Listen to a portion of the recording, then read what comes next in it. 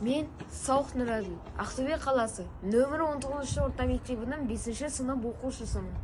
Бүгін біздің өлкеміздегі тарихи орны Түйетөбе ескерткішін айтып бергім келеді. Түйетөбе ескерткіші саяси қуғын-сүргін жылдарында жазықсыз жапа шеккен адамдардың атылған орны.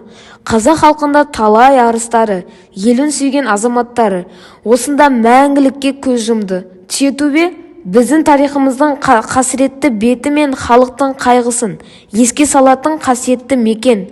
Ескерткіш Ақтөбе қаласы Пригородный ауылының солтүстік шығысқа қарай Жаман Қарғалы өзенінің бойына салынған.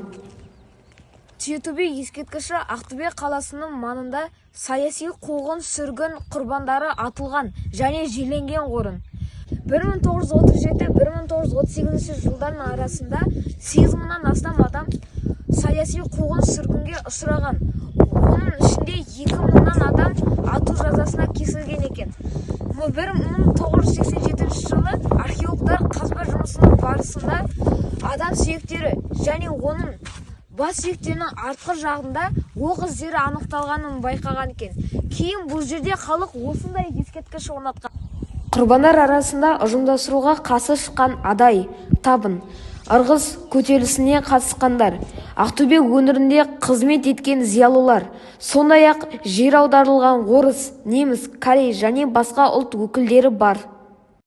Қара бұлттай төнерген көк аспан, қан жұтқандай жылаған боз далам, жерде сыбырлап айтады баяғы, жетім қалған жырладан боздаған.